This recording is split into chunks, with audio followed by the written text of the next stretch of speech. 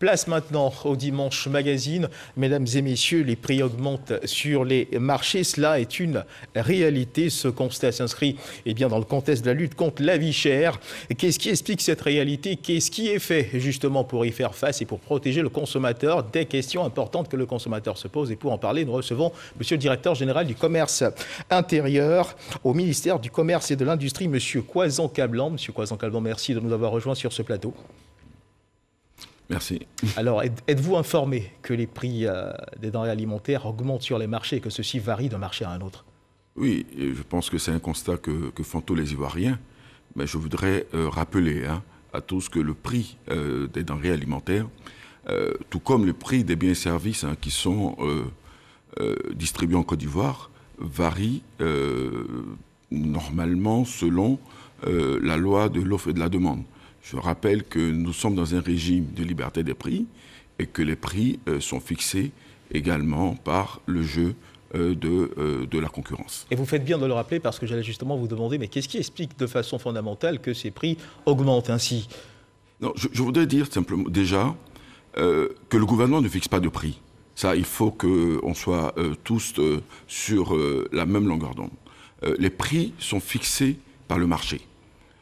Le gouvernement encadre pour que la fixation de prix se fasse dans la transparence.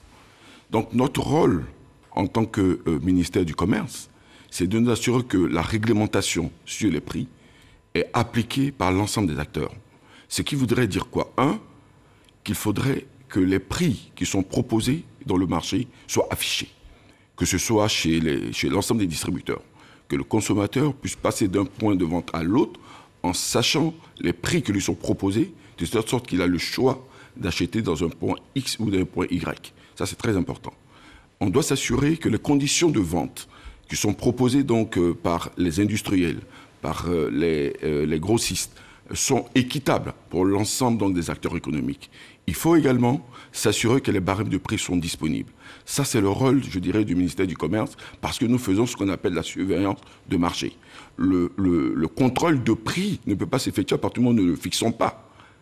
Donc nous nous assurons que la transparence est appliquée dans le jeu de la concurrence. Alors donc cela suppose que tant qu'un commerçant affiche son prix, même s'il est décuplé, tant que le prix est affiché, il a la latitude de le faire sans être inquiété, il peut le faire comme il le veut. Heureusement que la Côte d'Ivoire s'est dotée d'un arsenal réglementaire qui nous fait dire qu'il y a certes la liberté des prix, mais nous ne sommes pas dans la jungle. Nous avons l'ordonnance sur la concurrence, notamment son article 3, qui précise que le gouvernement peut réglementer les prix des biens et services lorsqu'il y a un dysfonctionnement manifeste du marché et lorsque l'on constate des pratiques spéculatives. Donc c'est ce que le gouvernement s'attelle à faire chaque fois que de besoin. Rappelez-vous en 2017, lorsqu'on a eu, je dirais, un ensemble de produits qui avaient connu une hausse inexpliquée, le gouvernement a pris des mesures de plafonnement des prix sur certains produits. Je parle du riz, je parle de la tomate concentrée, je parle de l'huile, je parle du ciment. Je vous ramène encore en 2020, crise énergétique.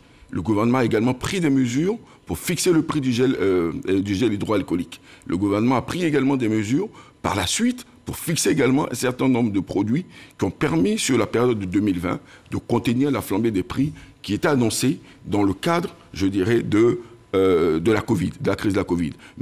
Et ce sont ces mesures que le gouvernement a prises pour anticiper et pour atténuer les effets des fluctuations du marché international dont nos populations ont pu bénéficier. Mais quand ces prix frisent la spéculation, de quelle option dispose le consommateur? Ah oui, c'est ce que je l'ai dit. Nous travaillons à ce que les consommateurs soient formés. Ça, c'est important pour nous parce qu'on veut faire de nos consommateurs des consommateurs avertis. Vous travaillez avec qui? Les associations de consommateurs? Bien entendu. Nous avons six principales fédérations. Et vous ressentez leur action sur le terrain? Ah oui, absolument, absolument. Et justement, c'est parce qu'on ressent leur action sur le terrain, et ce n'est pas seulement sur le terrain, parce qu'il y a un dispositif institutionnel qui a intégré également les actions de consommateurs. Notamment, on vient d'installer au mois de mars dernier, le Conseil national de la consommation, qui est un organe également qui retrouve en son sein non seulement les associations de consommateurs, mais également les structures compétentes de l'État en matière de régulation du marché, notamment les grands régulateurs, les RTCI, vous avez l'ONEP, vous avez tous ceux qui interviennent dans les produits essentiels pour la vie de l'Ivoirien, qui font partie du Conseil national de la consommation, donc qui est également un organe consultatif du gouvernement. Donc cet organe est chargé justement de faire des propositions, de remonter les préoccupations des Ivoiriens et de formuler des recommandations au gouvernement. Ils sont tenus chaque année de faire d'établir l'état de la consommation en Côte d'Ivoire pour permettre au gouvernement d'apprécier et d'affiner sa politique publique en matière de consommation. Vous faites bien de l'expliquer parce que j'allais justement vous demander, mais que dit ce Conseil national consommateur? C'est vrai qu'ils sont chargés de faire des propositions, mais devant cette réalité sociale, là en ce moment, ils font quoi, les membres du... mais justement, c'est parce qu'ils comprennent les enjeux, ils comprennent la problématique que nous vivons aujourd'hui. Nous vivons une situation, une combinaison de facteurs qui malheureusement nous impactent. Je veux rappeler que le phénomène que nous vivons, cette perception de la cherté de la vie, est un phénomène mondial. Aujourd'hui, depuis la crise Covid-19, la crise Covid, les hausses qu'on observe sur le marché international sont de l'ordre de 20 à 60% sur les principaux produits, les céréales. Vous prenez le riz, vous prenez la farine, vous prenez le blé, vous prenez les oléagineux. Nous avons des hausses importantes. Nous avons également le fret qui a quasiment augmenté à plus de 20-30% sur le marché international. C'est cette combinaison de facteurs. Bien entendu, nous avons également, malheureusement, le changement climatique qui impacte la saisonnalité de nos produits. C'est tout un ensemble de cette combinaison de facteurs qui crée un déficit de l'offre, en réalité. Et lorsqu'on parle de déficit de l'offre, quand le marché est régulé normalement par la loi de l'offre et de la demande, nous constatons malheureusement, je dirais, cette tension que nous observons sur certains produits de grande consommation. Parce que aussi, j'insiste, il ne s'agit pas quand même de tous les produits qui sont aujourd'hui impactés par cette hausse dont on parle. Ce constat que nous faisons tous, et c'est pour cela que le gouvernement l'attache. Et ce que nous devons comprendre, c'est que cette situation n'est pas propre à la Côte d'Ivoire. Ah non, absolument. Malheureusement, elle n'est pas propre à la Côte d'Ivoire. C'est un phénomène mondial. Tous les pays connaissent aujourd'hui cette situation malheureuse. Mais ce que je note, pour ma part, c'est que en Côte d'Ivoire, nous avons pris quand même des mesures d'atténuation. Nous avons pris des mesures d'atténuation qui donnent des résultats. C'est pour ça que je dis il faut prendre la mesure de ce qui est fait. Je vous donne un exemple pratique. Allez-y. Sur l'huile de palme. Vous savez, l'huile, en Côte d'Ivoire, le prix Borchamp, le prix paysan, fixé par la IPH, est indexé au marché international. Rien que sur la période de décembre à juillet, de décembre 2020 à juillet 2021, nous avons connu sur le prix du régime qui est payé aux planteurs une hausse de quasiment 60%. C'est énorme. 60%. Mais 60%, énorme, mais également, tant mieux pour nos paysans, parce que ça veut dire que les revenus de nos paysans ont augmenté. Mais dans le même cas, vous avez le cas du blé. Vous avez exactement le même phénomène. Vous avez depuis le mois de décembre au mois donc, de juillet une hausse de plus de 20% sur le cours mondial. Mais quel est l'impact sur la Côte d'Ivoire? Je vous prends le bidon de 25 litres, le bidon de référence dans l'huile. Nous sommes passés au mois de décembre. Le prix du bidon était à 19 600. Je le dis parce que je suis à l'aise de le dire, parce que c'était un prix plafonné. Oui. Je rappelle que le prix plafonné d'avril 2020 à décembre 2020, le prix du bidon 25 litres était à 19 600. Aujourd'hui, sur les marchés, on le retrouve, grosso modo, ce que l'on appelle les prix des références et qui revient le plus, on le retrouve à 22 500. 22 500, ça représente une hausse autour de 5 à 6%. D'accord, je pense qu'on l'a compris, que les prix qui augmentent en ce moment sont certainement dus, n'est-ce pas, à un mouvement qui s'étend sur le plan mondial, mais sur le terrain, dans les marchés, les populations subissent cette réalité. On dit d'ailleurs que le panier de la ménagère est en grande souffrance. Moi, j'ai envie de vous demander, est-ce qu'un commerçant peut se permettre de fixer un prix sans tenir compte de certaines variables, sans être inquiété de quelconque poursuite, même si on est dans un marché libéral? Non, c'est ce que je veux de vous dire. La concurrence doit permettre de tirer les prix vers le bas. Et si la concurrence ne le permet pas? Ah oui, non, mais à ce moment, c'est ce que si on détecte des pratiques spéculatives ou on détecte des ententes illicites, les cartels, notre rôle, c'est de les démanteler. Et ça, nous sommes là pour ça, en fait, nous, au ministère du Commerce. Notre rôle, c'est d'identifier toute pratique spéculative qui peut impacter négativement le prix. Notre rôle, c'est d'empêcher que se constituent des cartels qui vont fixer des prix imposés aux consommateurs. Notre rôle, en tant que ministère du Commerce, c'est de nous assurer que les prix qui sont proposés aux consommateurs sont des prix accessibles. Et je vous dis, chaque fois que le gouvernement constate que les prix, il y a un dysfonctionnement sur les prix, le gouvernement a la latitude d'intervenir. Le Comité national de lutte contre la vie chère, comment est-ce qu'il travaille? Oui, mais justement, c'est son rôle essentiel. La veille sur les produits de grande consommation. Mais je voudrais, si vous le permettez...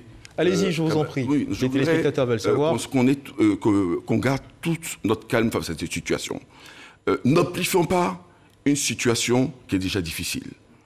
J'ai noté ces derniers temps sur les réseaux sociaux... Est-ce que ce ne sont pas les prix sur le terrain qui amplifient même cette situation? Il y a quand même un effet d'exagération. Ne créons pas la peur panique auprès des populations. Je vais vous donner 2 exemples précis. J'ai noté, il n'y a pas très longtemps, une publication sur les réseaux sociaux qui a affiché pas mal de prix, qui c'était impressionnant. Je vous donne juste 3 exemples. Mais des exemples que je veux pratiques, parce que ce sont des prix qui sont connus et su de tous, parce que j'ai rappelé tout à l'heure qu'en 2020, les prix de certains produits étaient plafonnés. C'est-à-dire qu'on ne pouvait pas aller au-delà. Et lorsqu'on a pris cette mesure de plafonnement, le bilan du plafonnement a été élogieux. Parce que sur près de 16 000 points de vente qui ont été visités par le ministère du Commerce, 96% des points de vente appliquaient les prix effectivement communiqués. Et je vous donne l'exemple précis. Mais rapidement, allez-y, mais rapidement. Très rapidement. Parce qu'on a encore beaucoup de sujets à aborder. J'ai noté sur les réseaux sociaux que le sac de riz de 22,5 kg est passé de 8 000 à 12 000 francs. C'est ce que j'ai noté. Ce qui n'est pas normal, ou ce qui est faux, ou qui est vrai. Est-ce que vous avez pris la peine de vérifier ces chiffres? L'exagération. Parce que nous sommes... Est-ce que vous les avez vérifiés, ces chiffres? Oui, absolument. Absolument, c'est notre... Et que vous révèle le terrain? Des relevés de prix réguliers. Et nous sommes aussi consommateurs. Donc nous achetons. Et ces chiffres que vous avez révélés sont en porte-à-faux avec ceux qui sont affichés? Je dis, il y a l'exagération. Je le dis à dessein. Sur le riz de 22,5 kg, dont on a parlé, qui est passé de 8 000 à 12 000, je vous donne un fait précis. Ce riz, il était plafonné. Ce riz, il était plafonné à 12 000 francs en 2020. À 12 000. Aujourd'hui, sur le marché, vous le retrouvez en 12 425 et 12 600. D'accord. C'est pour dire que le prix de 8 000 n'est pas une réalité. Sur cette qualité de riz précise. Et j'ai des exemples que je peux, je dirais, énoncer à profusion, qui montrent qu'effectivement, tout en ne niant pas la réalité de l'augmentation de prix de certains produits qui sont liés au coût des facteurs dont j'ai énoncé tout à l'heure, n'en faisons pas une exagération au risque et nous l'avons bien compris. Dans quelques jours, la communauté musulmane va célébrer la Tabaski. Le prix du mouton est aussi en train de grimper. On essaie comme on peut bien de permettre aux fidèles musulmans de pouvoir s'acheter un mouton. Mais vous, à votre niveau, comment est-ce que vous surveillez l'évolution de ces prix concernant le prix du mouton? Dans 2 jours, c'est la Tabaski, rappelons-le. Ah oui, mais nous avons travaillé effectivement à garantir l'approvisionnement. Et ça, c'est très important. Parce que je rappelle encore, le prix est déterminé par la loi de l'offre et de la demande. Donc, lorsque vous avez une offre abondante, il est évident que les prix seront accessibles. Nous sommes approvisionnés par les pays du Sahel, notamment le Burkina Faso et le Mali. Vous connaissez les problèmes d'insécurité qui subsistent malheureusement dans cette partie.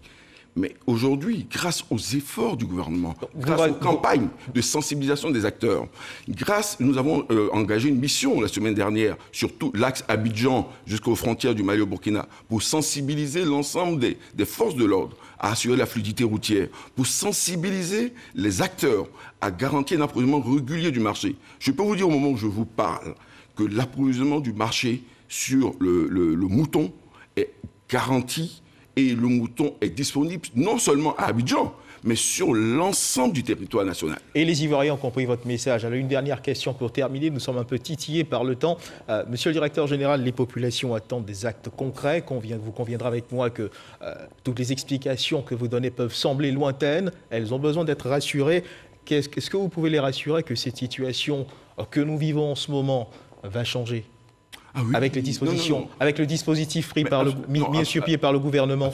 Absolument, cette situation ne peut évoluer que favorablement. Je vous donne un exemple. Allez-y rapidement. Le ciment, nous étions à un niveau très élevé avec le rationnement, parce que n'oublions pas que le rationnement était un facteur multiplicateur dans cette perception de la hausse des prix. Le rationnement. Le rationnement en électricité. De quelle manière, rapidement? Ah oui, non, parce que les industriels n'ont pas pu produire. On a eu un déficit de l'offre. On n'avait pas de production sur le ciment, on n'avait pas de production sur l'huile, on n'avait pas de production sur les matériaux de construction, notamment le fer à béton, et il y avait donc un déficit de l'offre. Mais aujourd'hui, sur le ciment, c'est palpable. Nous avons connu des pointes pendant le rationnement qui partaient de 5 000 à 6 000 francs. Mais aujourd'hui, le ciment, vous le retrouvez à 4 000 francs, 4 200 sur le marché. Et on devrait s'attendre à ce même résultat pour les denrées alimentaires, c'est cela? Sur l'huile, on aura un recul, parce qu'aujourd'hui, l'ensemble des unités industrielles, en ce qui concerne l'huile, ont redémarré à 100% de la capacité. Sur le blé, sur la farine, c'est exactement la même chose. Et sur le riz également Le riz, c'est un produit importé. Mais sur le riz, on a une relative stabilité sur le prix du riz. N'oublions pas que nous avons diverses qualités de riz.